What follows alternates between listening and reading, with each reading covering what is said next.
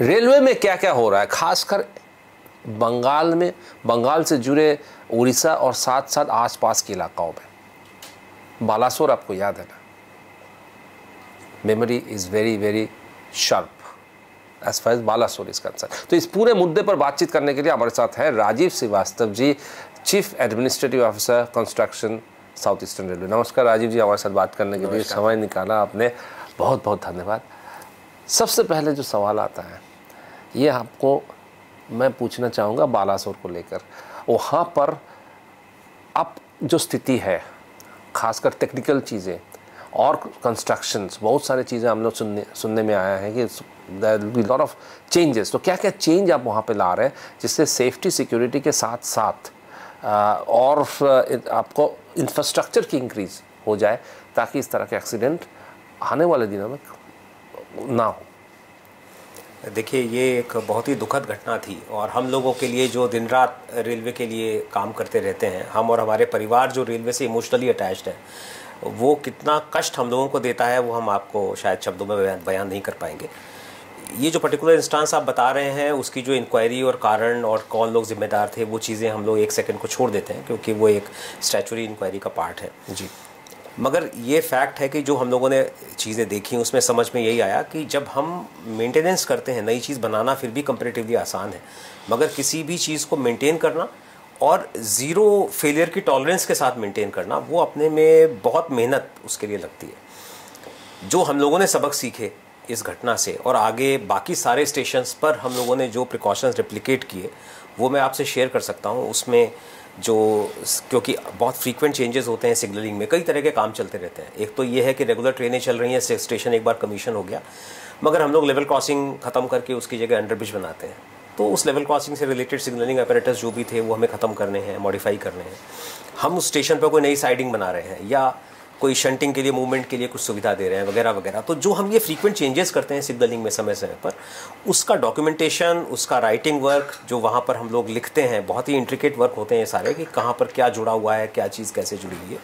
वहाँ पर संभवतः जो कुछ हुआ उसमें एक ये भी हुआ कि ये सब चीज़ प्रॉपर नहीं थी, और जब इसको चेक कराया गया ऑल ओवर इंडिया, एक बहुत मैसिव ड्राइव चल रही है जो नवंबर माह में ख़त्म होनी है, जिसमें कि सारे लोग इस चीज़ पर लगे हुए हैं कि कैसे ये सारी चीज़ें रेक्टिफाई करनी है। ये तो एक पार्ट है, मगर इसके अलावा हम लोगों ने ये भी देखा, क्योंकि हमारे मंत्री जो है वो आईटी के भी मिनिस्टर हैं, तो ये बहुत अच्छी तरह जानते हैं कि ह्यूमन एरर को कंट्रोल करने के लिए क्या क्या प्रिकॉशंस लिए जा सकते हैं। तो हम लोगों ने ये भी देखा कि हम लोग टेक्नोलॉजी में जो समय समय पर सुधार करते रहते हैं, वो क्या होता है कि स्टेप्स में होता है। We jump to the next solution. पुराने इक्विपमेंट एक साथ फेंक नहीं देते हैं, वो अपनी लाइफ पूरी करते हैं, नया उसके बाद चालू होता है।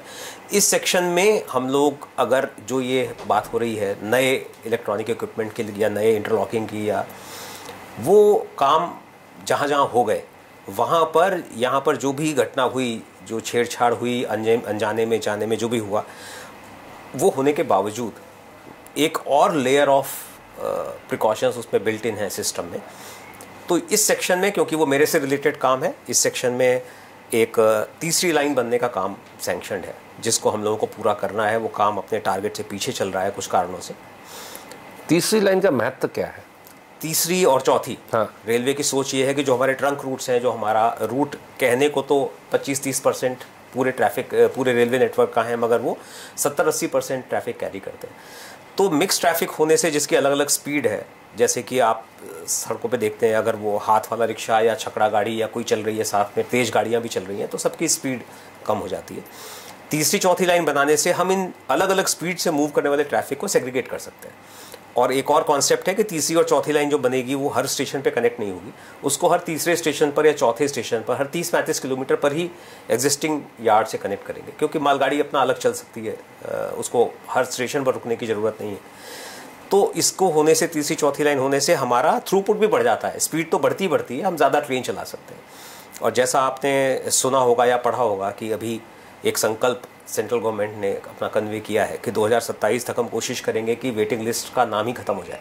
तो उसके लिए हमको जो 2-3 हज़ार ट्रेनें और चलाने की आवश्यकता है, जो हम लोगों के कैलकुलेशंस हैं, उसके लिए ये लाइनें बहुत काम आएंगी। तो ये तीसरी और चौथी लाइन के लिए तो आपको ज़मीन चाहिए, एक्वायर करना पड़ेगा कुछ हद तक। तो ये क्या आप एक तो शुरू किए हैं, और दूसरा सवाल ये है कि कब तक आप ख़त्म कर पाएंगे? 2-3 साल में ये ख़त्म हो जाएगी? देखिए, तीसरी लाइन का काम अभी सैंक्शनड है भद्रक सेक्शन में, जो हमारा जहाँ तक इलाका है उसमें जो तीसरी लाइन का काम हम लोगों ने प्लान किया है वो सारा का सारा रेलवे की भूमि में ही संभव है। इतनी ज़मीन हमारे पास है जिसमें कि हम काम कर सकते हैं। उस काम को करने का टारगेट पहले तो दिसंबर 24 था, मगर विशेषकर उड़ीसा राज्य में माइनिंग को लेकर के, बढ़ती हुई रॉयल्टी को लेकर के, और इवन रॉयल्टी पे करने के बाद भी जो माइंड मटेरियल है, पत्थर है या मूरम है, इन सब की अवेलेबिलिटी को लेकर के जो प्रॉब्लम्स हैं उनके चलते हमारे कॉन्ट्रैक्ट्स फेल हो गए। हम लोग अब वो दोबारा रेक्टिफाई कर रहे हैं। तो ये टारगेट दिसंबर 24 से बढ़ के दिसंबर 25 हो गया है। मगर इस वर्ष में हम नारायणगढ़ से शुरू करते हुए, मतलब खड़गपुर साइड से थर्ड लाइन खड़गपुर तक है, नारायणगढ़ तक हम लोग करीब 25 किलोमीटर लाइन इस साल भी चालू करेंगे और सब्सिक्वेंटली वो आगे बढ़ता जाएगा। ये हो गया तीसरी और चौथी लाइन की बात। तो ये जो इंटरलॉकिंग सिस्टम आप बता रहे हैं, हाँ। इंटरलॉकिंग सिस्टम में सुरक्षा और जी, अब जो नई इंटरलॉकिंग आ रही हैं, क्योंकि हमारा जो रिसर्च डिज़ाइन स्टैंडर्ड्स ऑर्गेनाइजेशन है RDSO, वो हमेशा इस चीज़ पर स्टडी करता रहता है कि हम और क्या प्रिकॉशंस ला सकते हैं। इस समय जो स्पेसिफिकेशंस हैं जिनके हिसाब से इलेक्ट्रॉनिक इंटरलॉकिंग बनती है, उसमें एक और लेयर प्रिकॉशंस की बिल्ट इन है, जस्ट डिटेक्ट करने के लिए कि कन्फ्लिक्टिंग कोई रूट सेट तो नहीं है। तो अब हम जो काम कर रहे हैं उसके साथ जो हम सभी स्टेशंस की इंटरलॉकिंग चेंज कर रहे हैं क्रमशः, अगले 1 साल में हम इंटरलॉकिंग पहले चेंज कर देंगे। हम लोगों ने अब स्कीम ये बनाई है कि थर्ड लाइन बनने में भले ही समय लगे, बट एटलीस्ट हम इंटरलॉकिंग पहले चेंज कर दें और उसमें जब थर्ड लाइन बनेगी तो उसको डबटेल कर दें। तो वो सारे ही स्टेशंस पर अगले 1 साल में दिसंबर 24 तक जो हमारा पहले का टारगेट था उसमें हम कर ही देंगे। तो इंटरलॉकिंग सिस्टम से आपका सेफ्टी और बढ़ जाएगी। ये जो अब नया उसका जो वर्जन है उससे कंपैरेटिवली सेफ्टी एक कदम और आगे बढ़ जाती है। हालांकि पहले वाला इक्विपमेंट भी फेल सेफ था, लेकिन जैसा हुआ या जैसा सुनने में आया है कि अगर कोई इंटेंशनल या अनइंटेंशनल छेड़छाड़ हो जाए तो वो उसको भी चेक करने के लिए उसमें एक लेयर और। अच्छा, दूसरा सवाल ये है कि आप ये हावड़ा, शालीमार और सांतरागाची, इसको लेकर आप लोगों का क्या प्लान है? हाँ जी, इस एरिया में 2 मेन कष्ट हैं पैसेंजर्स को। एक तो शालीमार और संतरागाची में यात्री सुविधाओं का कंपैरेटिवली अभाव था, जो जिस तरह का एक मेट्रो में जो बड़े स्टेशंस होते हैं उनसे जो उम्मीद थी वैसी वहाँ नहीं थी। कुछ ये भी था कि कंजेशन की वजह से या क्रॉस मूवमेंट होने की वजह से ट्रेनें रुकती हैं, डिले होती हैं, खासतौर पे आने वाली ट्रेनों में आप लोगों ने अक्सर देखा होगा। तो हम लोगों ने सारी छोटी छोटी समस्याओं को पकड़कर सॉल्व करना शुरू किया। बड़े काम जो दिखते हैं वो ये है कि शालीमार और संतरागाची में पैसेंजर एमिनिटीज़ के हिसाब से बड़े स्टेशन बन रहे हैं, वर्ल्ड क्लास स्टेशन जो हम लोगों का रीडेवलपमेंट का स्कीम है, इरकॉन काम कर रहा है। उसके पैरेलल में जो चीज़ नहीं दिखती है, अभी हमने इसी माह में हावड़ा से टिकियापाड़ा एक नई लाइन, एडिशनल लाइन सैंक्शन चालू की है CRS इंस्पेक्शन के बाद में। उससे फ़ायदा ये होता है कि हमको एक और लाइन मिल गई है ट्रेनों को हावड़ा और टिकियापाड़ा के बीच में चलाने के लिए। ऐसे ही संक्रैल से अंडुल होते हुए एक रेल फ्लाईओवर के थ्रू संतरागाची का कनेक्शन हम लोग संभवतः जून तक चालू कर देंगे। सिविल वर्क ऑलमोस्ट पूरे हो गए हैं, संतरागाची यार्ड की सिग्नलिंग का काम बाकी है।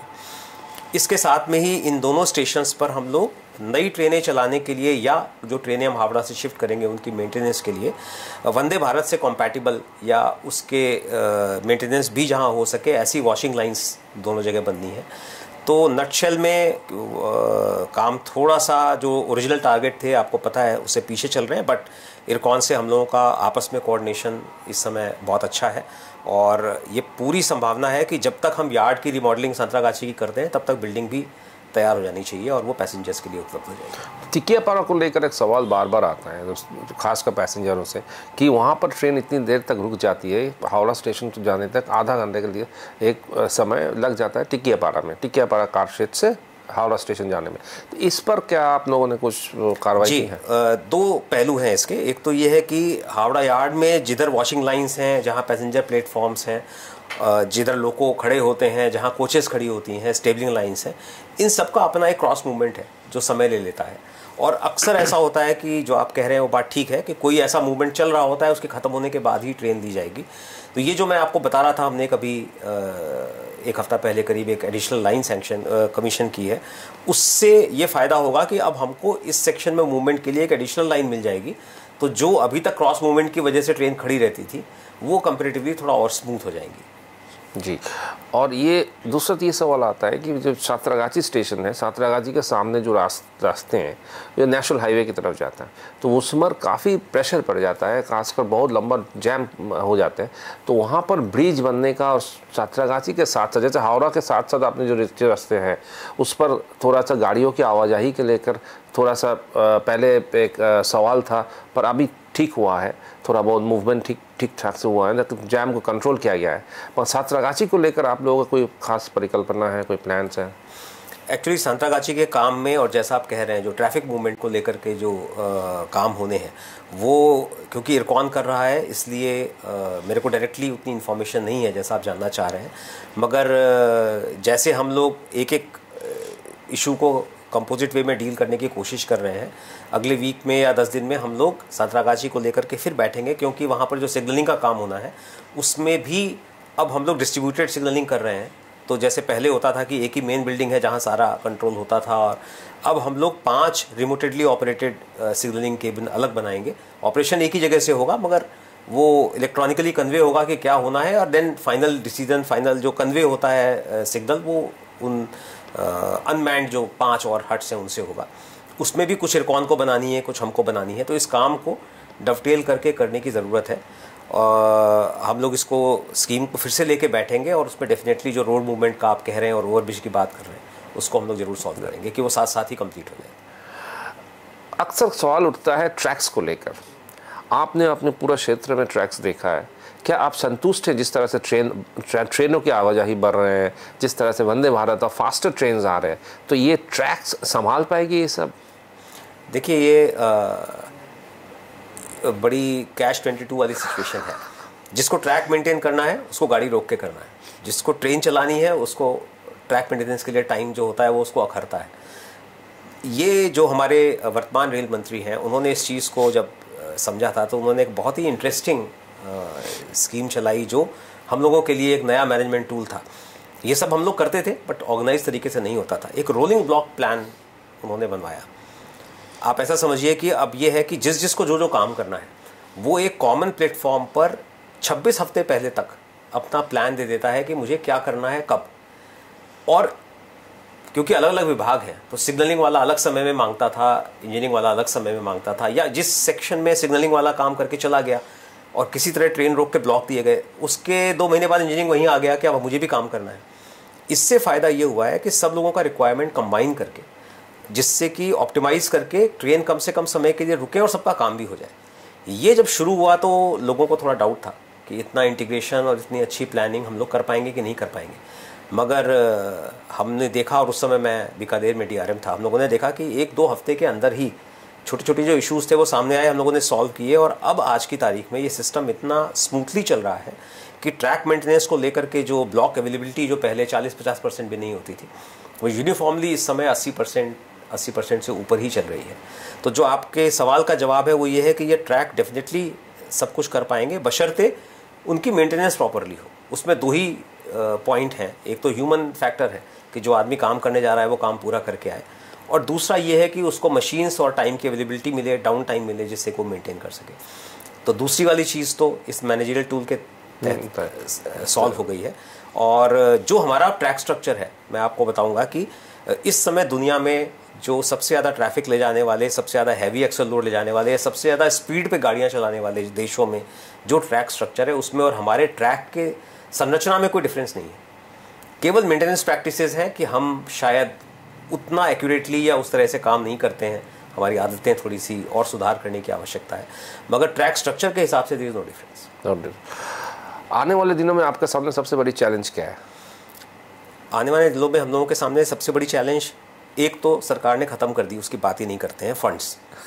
इस गवर्नमेंट ने इंफ्रास्ट्रक्चर में जितना इनपुट दिया है और जो विज़न है इस गवर्नमेंट का, हम लोग हमेशा थोड़ा आगे का सोचते थे, इंक्रीमेंटल काम करते थे। आज कुछ किया, कल उसको और बढ़ाया, कल को उसको और बढ़ाया। हर चीज़ को इस नज़र से देखते थे इसकी ज़रूरत क्या है। इस गवर्नमेंट ने हम लोगों को करके दिखा दिया एक चीज़ कि इस कंट्री में बहुत लेटेंट डिमांड है। लेटेंट डिमांड मतलब वो डिमांड जो हम मीट विद नहीं कर पा रहे हैं, इसलिए आ नहीं रही है सामने। डेडिकेटेड फ्रेट कॉरिडोर जब बना तो हम लोगों को लगता था कि शायद ही रेलवे का सारा ट्रैफिक ले जाएंगे तो हम क्या चलाएंगे। मैं उस समय नॉर्थ वेस्टर्न रेलवे में था। जैसे ही उसका एक पोर्शन चालू हुआ, वी फाउंड कि हमारा 70% मालगाड़ी हमने शिफ्ट कर दी, और उसके बाद 1 महीने के अंदर अंदर हमारा ट्रैफिक वापस वहीं पहुंच गया जहां था। तो इस कंट्री में बहुत लेटेंट डिमांड है, जो ग्रोथ होने वाली है या जो ग्रोथ चाहिए हमें, उसके लिए हमको कैपेसिटी बिल्ड करने की ज़रूरत है। तो उसमें फंड्स का रिक्वायरमेंट जो हम लोग एक हमारे पास कारण होता था काम न करने का या काम डिले करने का, वो तो हो गया ख़त्म। हमारे सामने सबसे बड़ी चैलेंज ये है कि जो हमारे पास प्राइवेट सेक्टर है, एजेंसीज, कॉन्ट्रैक्टर्स, हम खुद अपने डिपार्टमेंट में हम लोगों को कैपेसिटी बिल्ड करने की बहुत भयंकर आवश्यकता है in terms of skill and man power. क्योंकि मशीनरी तो बाजार से आ जाएगी, बाकी सब चीज़ें मिल जाएंगी, लेकिन वो स्किल्ड मैन पावर कॉन्ट्रैक्टर्स के पास होना, हमारे पास होना, कि जो एक साल में हम अगर 100 किलोमीटर लाइन बनाते थे, हमको अब 1000 बनानी है और हमारे सामने कोई बाधा नहीं है। एक और मैं इंटरेस्टिंग चीज़ बताऊं, पहले हम लोगों को सब लोगों से अप्रूवल लेने के लिए भागदौड़ करनी पड़ती थी, अपने ही साथी गवर्नमेंट डिपार्टमेंट से। अभी जब काम सैंक्शन होता है उसी समय एक पोर्टल बना दिया गया, पीएम गति शक्ति पोर्टल, मैं कभी मौका लगेगा तो आपको दिखाऊंगा, जिसमें कि 15, 16, 18 जितने भी डिपार्टमेंट्स हैं, फॉरेस्ट, माइनिंग, रोड्स, हाईवेज, हम लोग सबकी लेयर लगी हुई हैं। हर एक ने अपने सारे एसेट्स गूगल कोऑर्डिनेट्स पर, मतलब उस पर डाल दिए, जैसे गूगल अर्थ पे आपको चीज़ें दिखती हैं।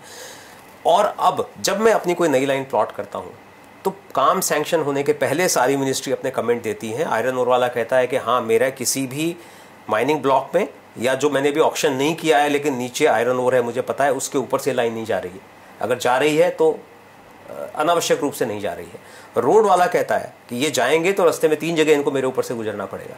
ये इतने ब्यूटीफुल सॉल्यूशंस हैं जो इस गवर्नमेंट ने दिए हैं, लेकिन वो बाकी प्रॉब्लम तो सॉल्व हो रही हैं। मैन पावर की जो कैपेसिटी बिल्डिंग है वो हमारे लिए, और अपना माइंडसेट चेंज करना, जो अभी तक हम लोग जिस तरीके से काम करते थे कि ये काम तो 10 साल में होगा, ये काम तो 8 साल में होगा, ये काम तो 5 साल में होगा, ऐसा है नहीं। ये सब काम बहुत तेज़ी से हो सकते हैं। वो टीम बनाना और कैपेसिटी बिल्डिंग करना बहुत ज़रूरी है। तो कैपेसिटी बिल्डिंग और आपको माइंडसेट चेंज, यही दोनों आपके साथ सबसे बड़ी चीज़। अदरवाइज मुझे कोई कमी नहीं दिखती। अंत में मैं एक सवाल पूछना चाहूँगा, बहुत इंटरेस्टिंग सवाल है। वेटिंग लिस्ट लेस पैसेंजर जो आपने अभी जिक्र किया है, 2027 तक वेटिंग लिस्ट लेस पैसेंजर्स हो जाना चाहिए ट्रेन में। इतना सारे ट्रेन होंगे जिसमें वेटिंग लिस्ट नहीं होगा, कितना मुमकिन है? ये पूरी तरह मुमकिन है। केवल 2 ही चीज़ें इसमें चाहिए।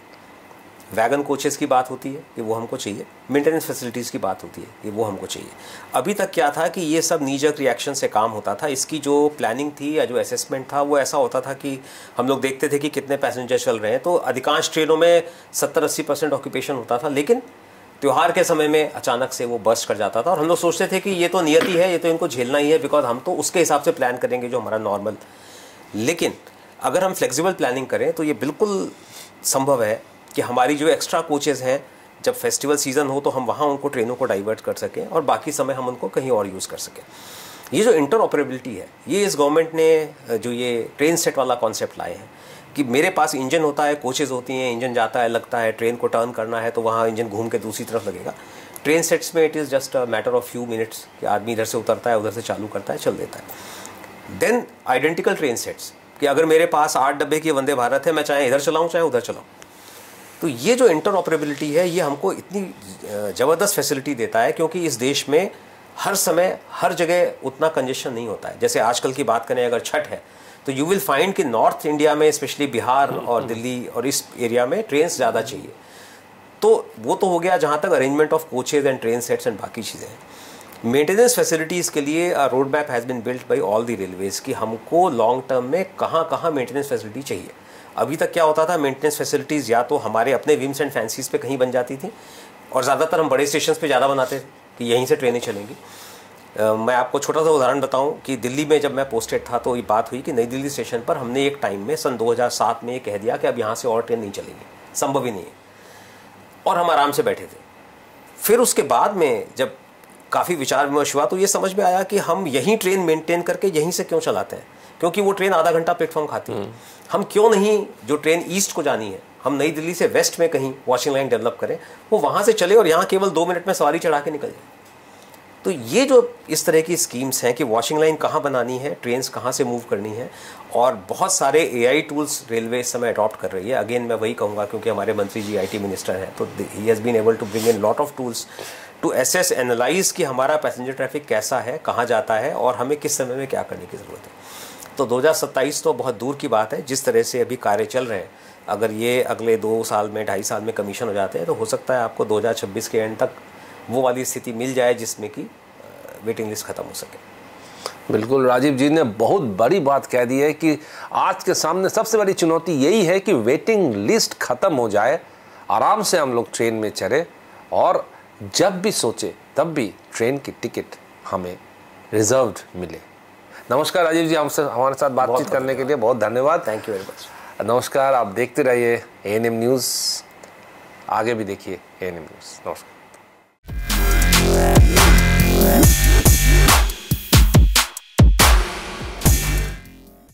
আরও খবরের আপডেট পেতে সাবস্ক্রাইব করুন আমাদের ইউটিউব চ্যানেলটি আর বেল আইকনে ক্লিক করুন নোটিফিকেশনস পেতে।